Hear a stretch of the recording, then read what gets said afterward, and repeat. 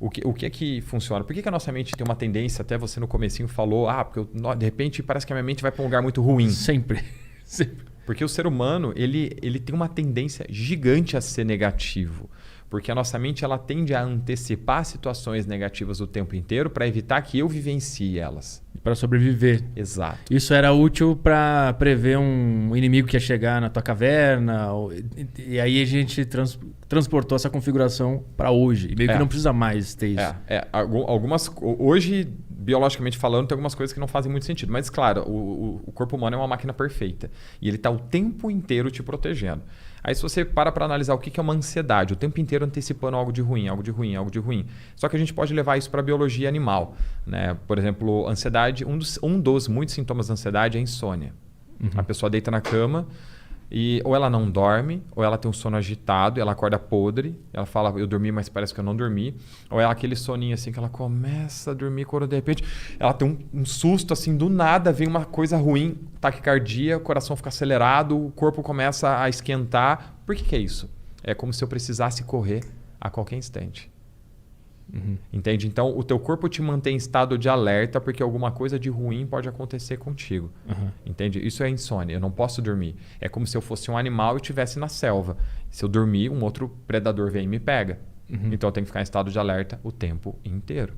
Entendi. Então, como é que não tem como vivenciar um trauma, digamos assim, sem que isso se estabeleça como uma configuração do teu cérebro? Porque assim, como é que funciona?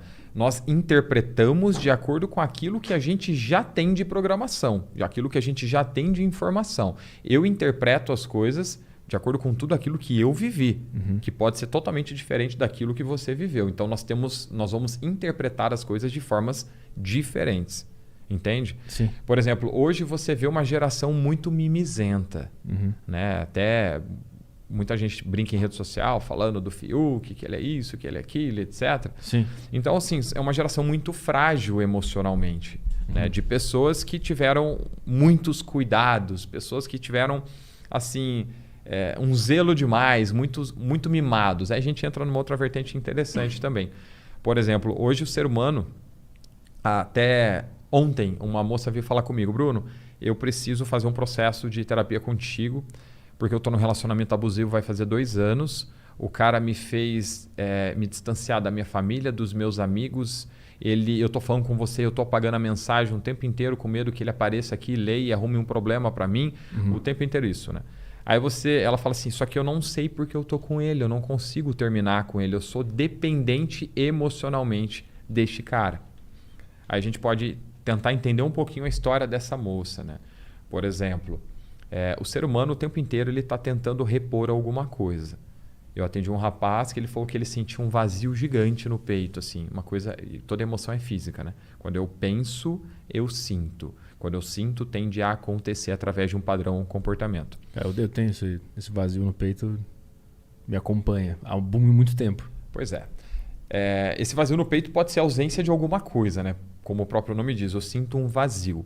Talvez um afeto do pai, um afeto da mãe. Ah, não, Bruno, mas os meus pais foram casados, eu vivi com eles.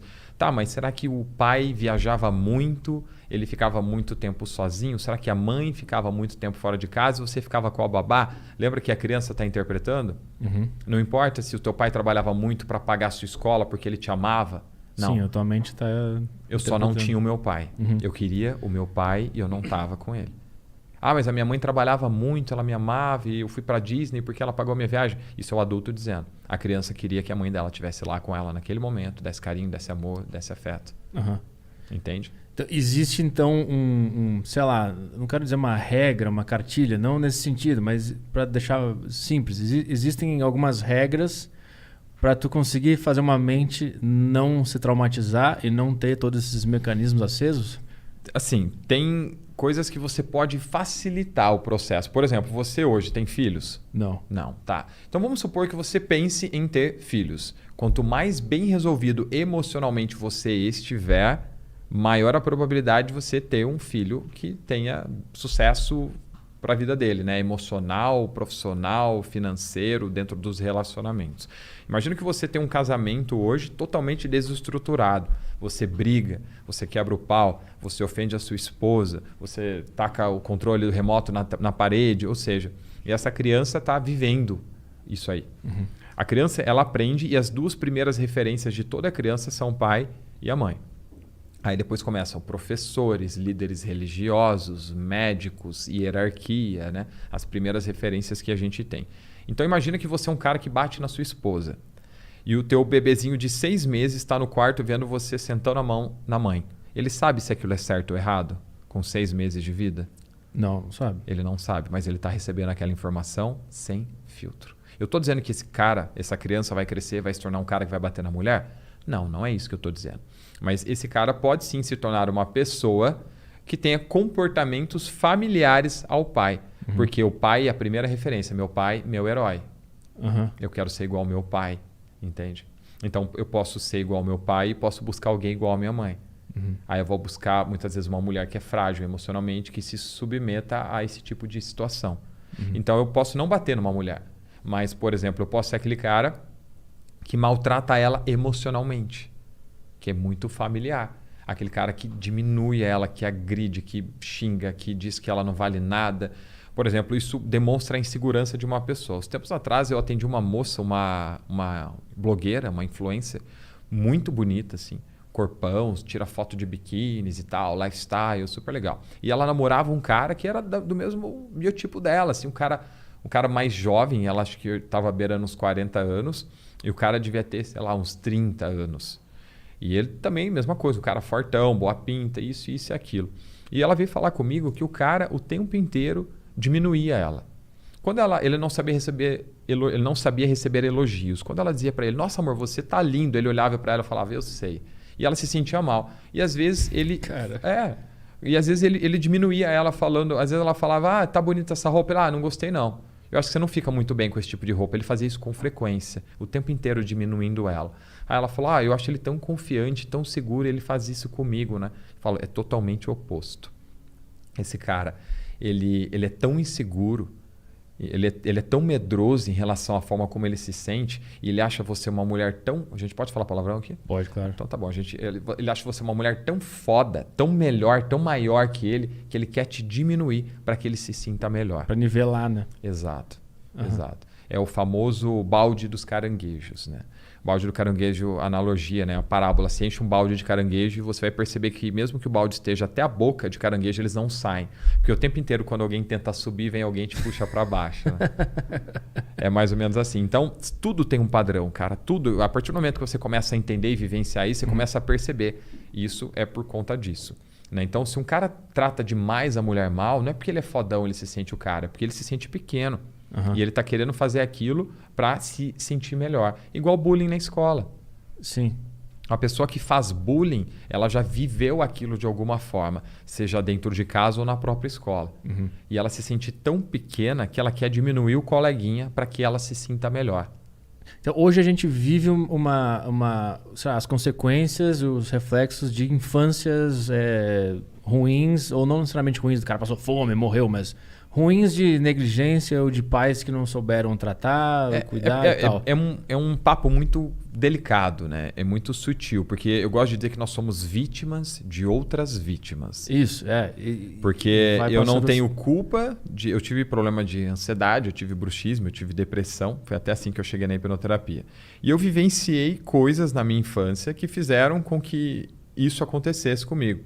Só que assim, as coisas que eu vivenciei foram dentro dos padrões dos meus pais que receberam uma programação. É como se eu tivesse uma caixinha e eu fosse passando de geração em geração, né? Eu sou teu pai, toma para você e você vai passando adiante até você resolver aquilo ali.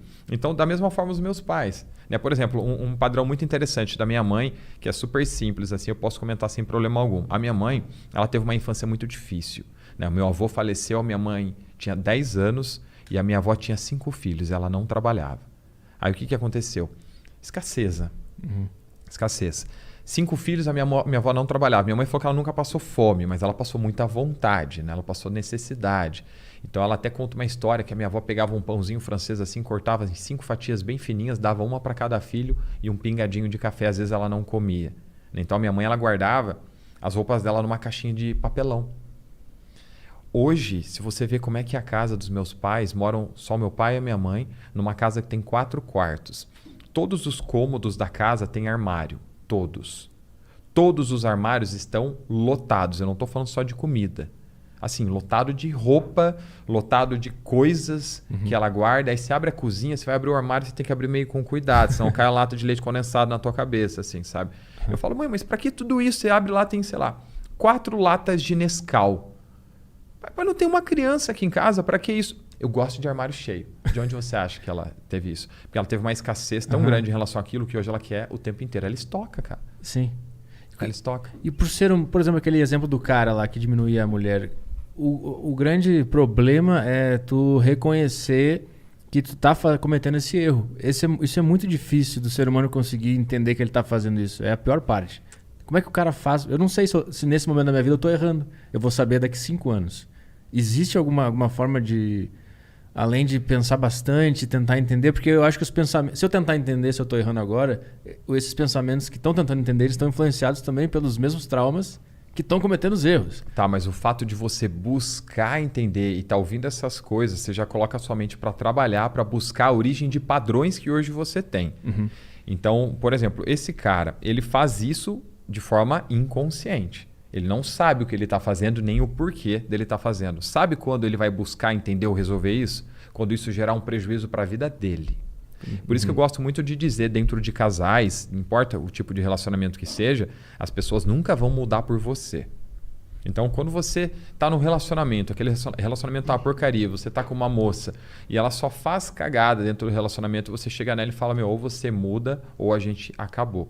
Cara, ela pode até ter uma melhora, mas ela não vai mudar por você. Porque ela, na mente dela, ela vai buscar uma melhora dentro de uma situação que é muito rasa dentro da mente, que é o relacionamento. Por mais que ela fale, não, se você terminar comigo, a minha vida acabou. Ela não entendeu que aquilo que ela faz gera um prejuízo para todas as áreas da vida dela. E eu posso dizer por mim. Por exemplo, eu cresci num ambiente em que eu ouvia... Muitas vezes a minha mãe sendo irônica, porque a minha mãe cresceu num ambiente muito difícil, né? A minha avó, então imagina a minha avó estressada, ela era briguenta, grossa, batia. Minha mãe tomou uma tijolada da minha avó, para você ter uma noção. Caralho. Como a infância dela foi roots. Então a minha mãe ela cresceu num ambiente meio hostil, assim, né? De escassez e tal.